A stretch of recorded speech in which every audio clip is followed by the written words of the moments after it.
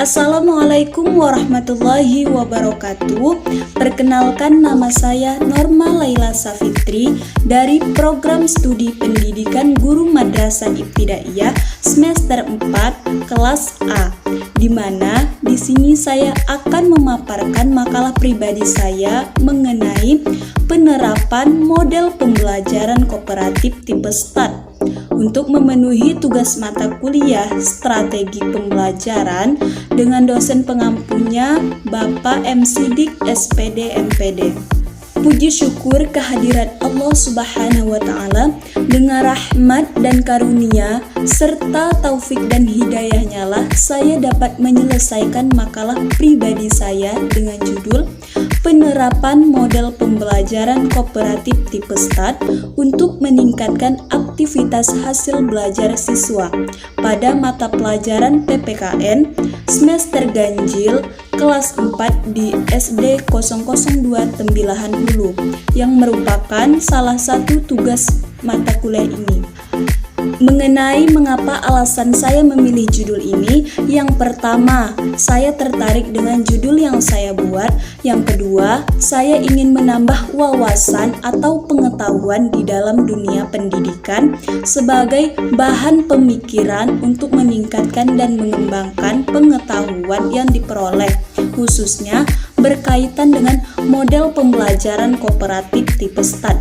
Yang ketiga, saya ingin makalah ini dapat menjadi salah satu acuan dalam penulisan makalah selanjutnya. Hingga dalam penulisan makalah pribadi saya ini, saya menggunakan model pembelajaran kooperatif tipe START. Dari judul makalah pribadi saya ini, terdapatlah istilah-istilah yang harus diperjelas lagi. Untuk menghindari kesalahpahaman dalam penafsiran tersebut, maka saya paparkan penjelasan istilah di antaranya. Pertama, penerapan.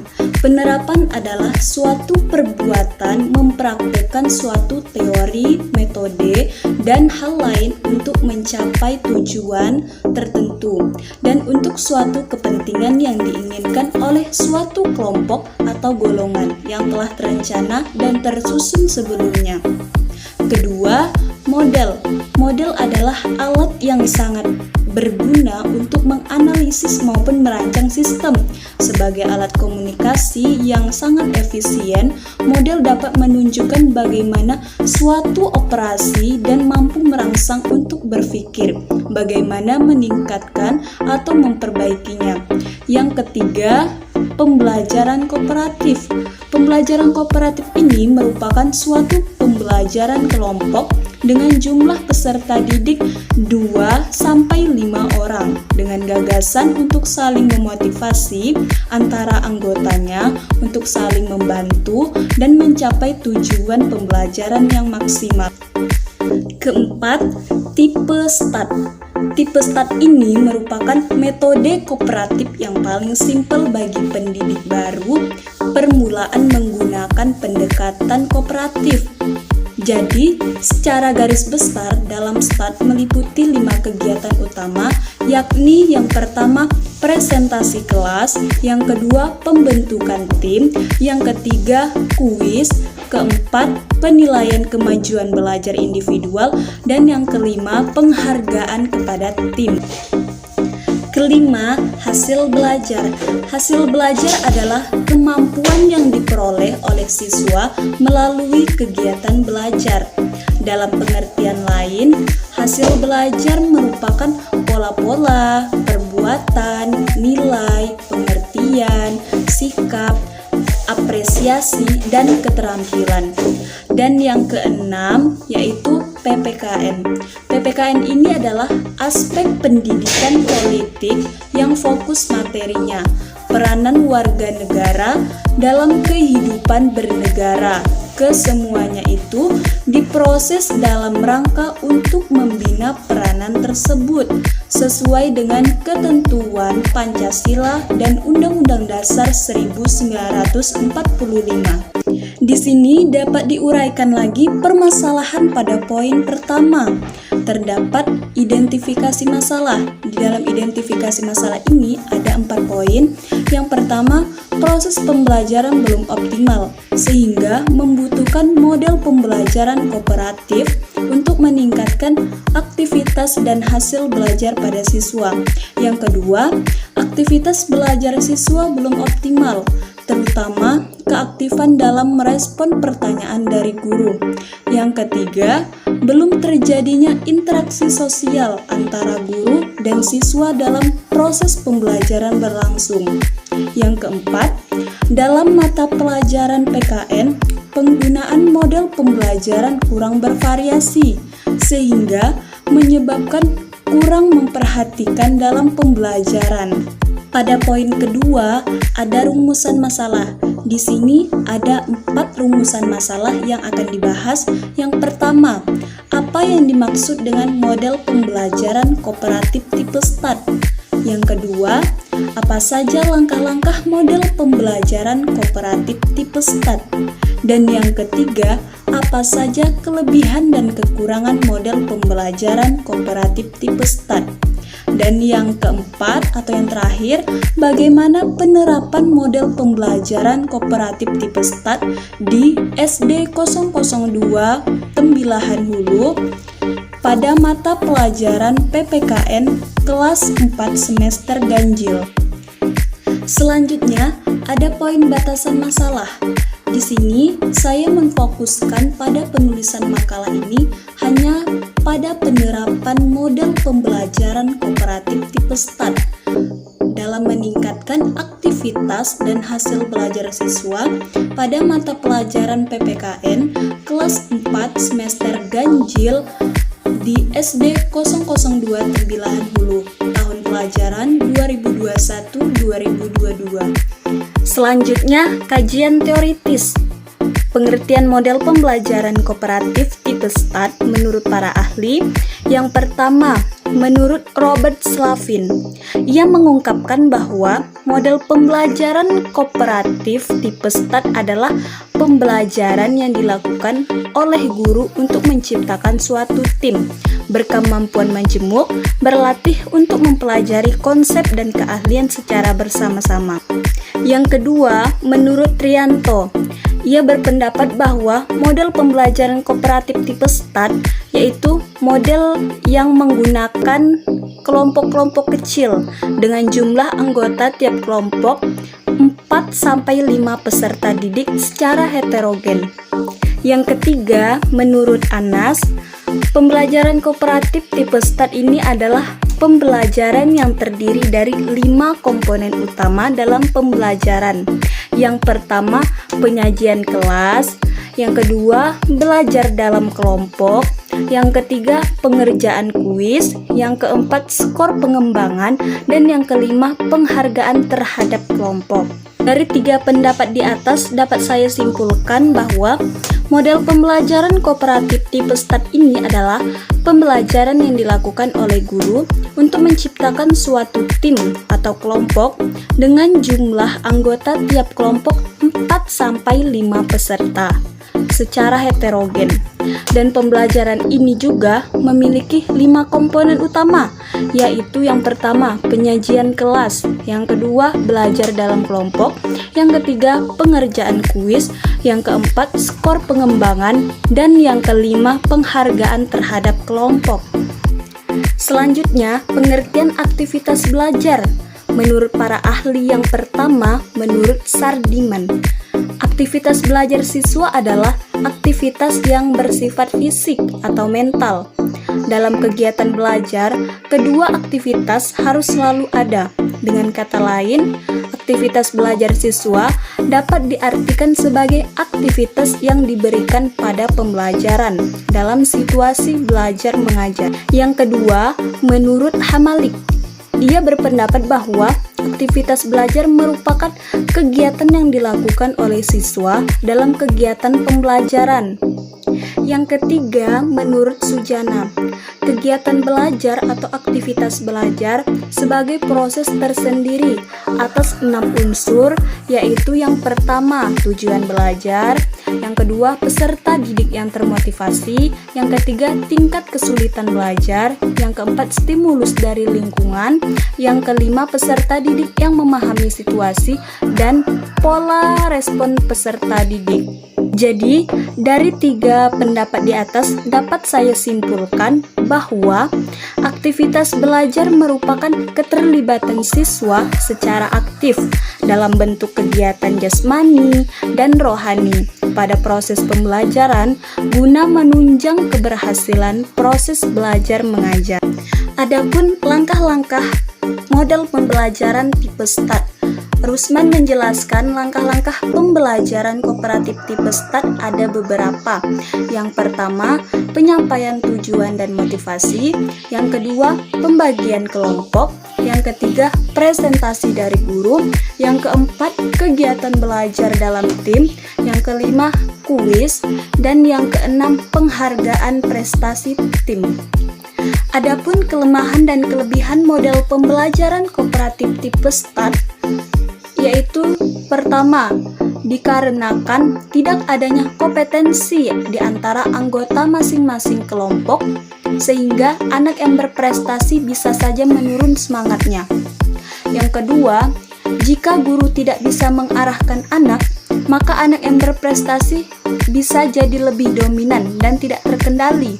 Kelemahan model pembelajaran kooperatif tipe START ini dapat diatasi dengan cara yang pertama, siswa yang memiliki kemampuan lebih diharuskan membantu anggota kelompoknya yang lain dalam memahami materi pembelajaran.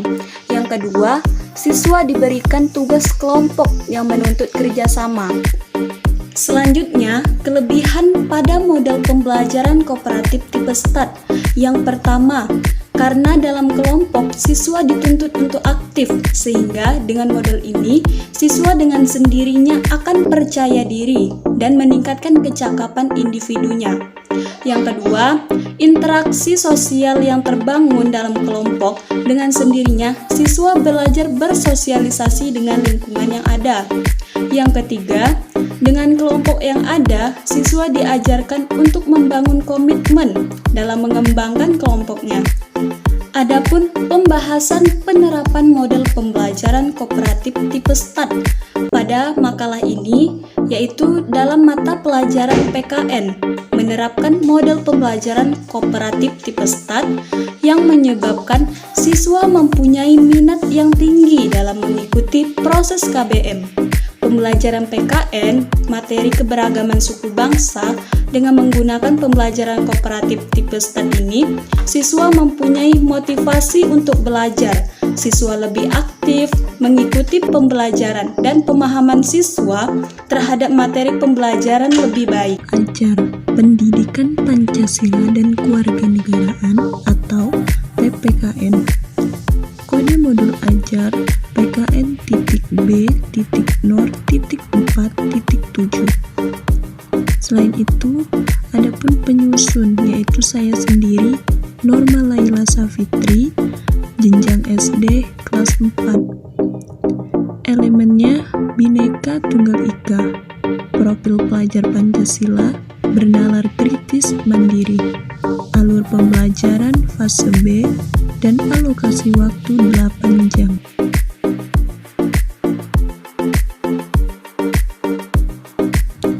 Tujuan pembelajaran pada modul ini, kode 4.7, peserta didik mengidentifikasi dan menguraikan perbedaan karakteristik fisik dan non-fisik, sosial, budaya, dan adat istiadat masyarakat di Indonesia, serta menunjukkan dukungan terhadap kebinekaan.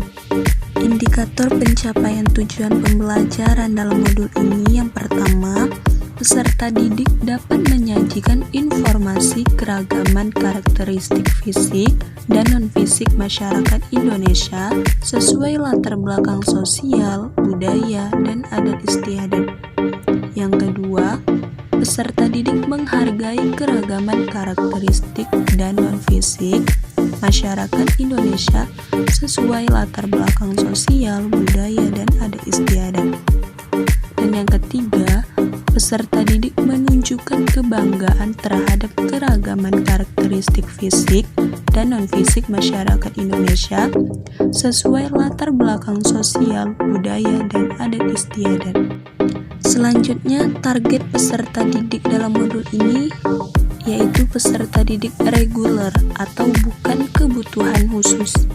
Dan yang kedua, jumlah peserta didik maksimum minimal 28 peserta didik. Selanjutnya, ketersediaan materi.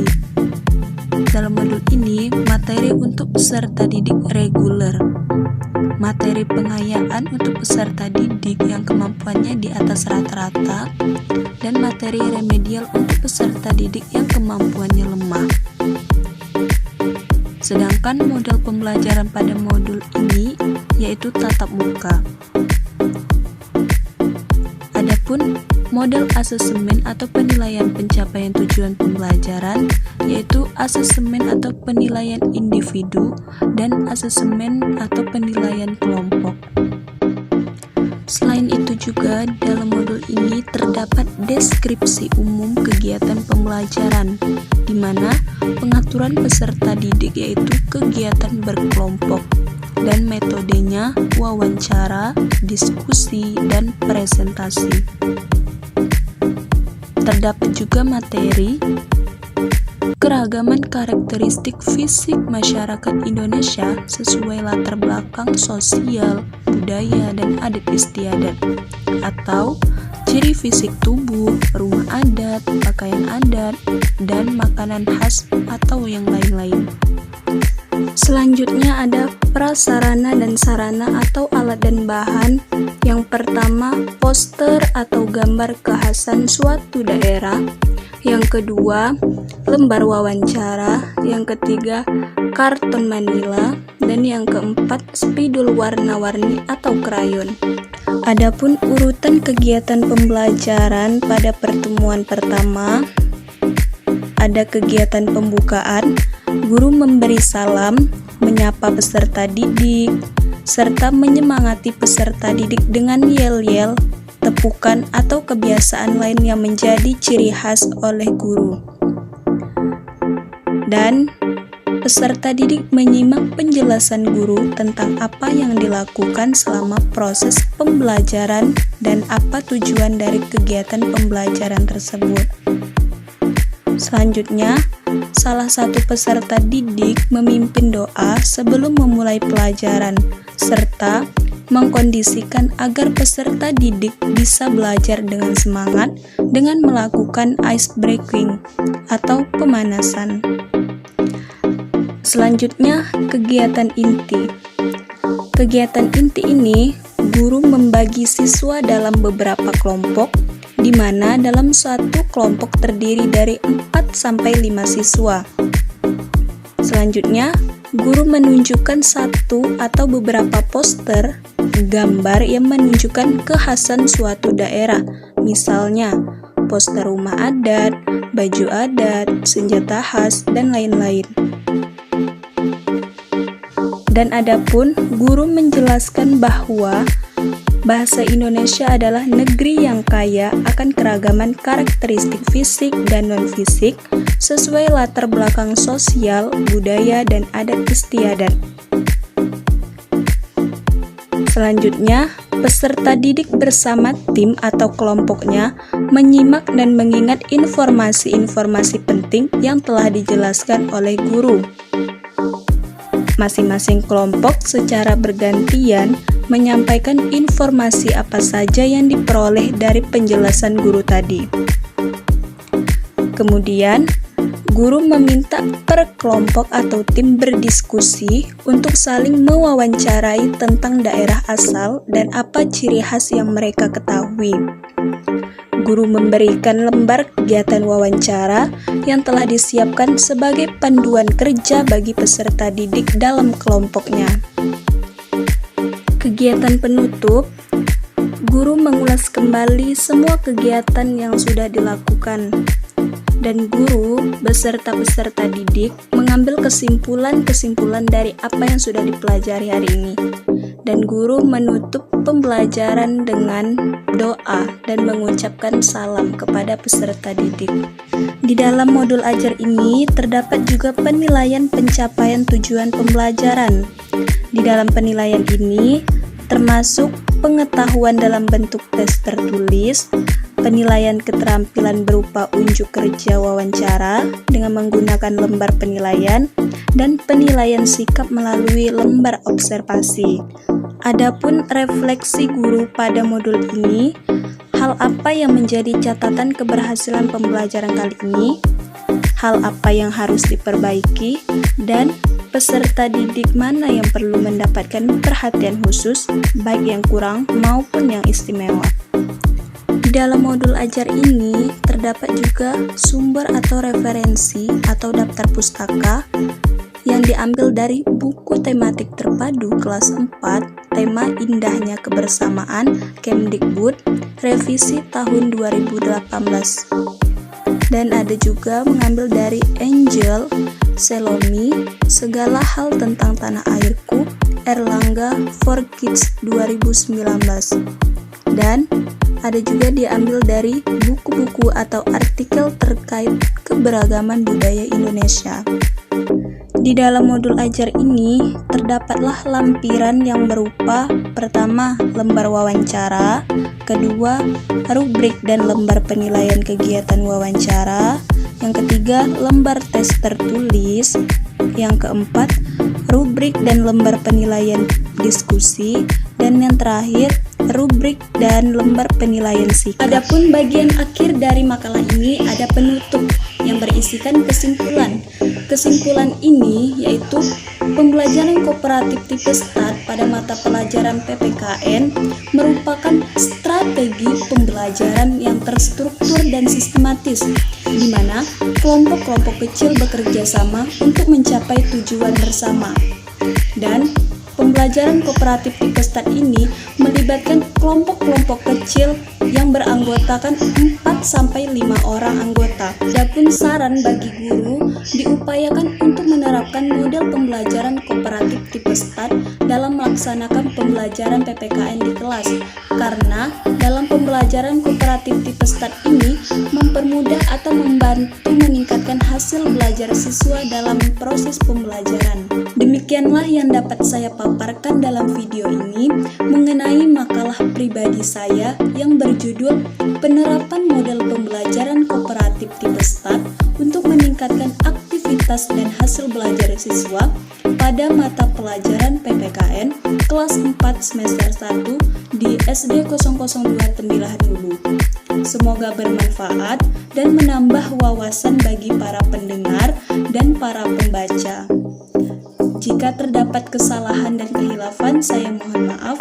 Akhir kata, wabillahi taufik wal hidayah. Wassalamualaikum warahmatullahi wabarakatuh.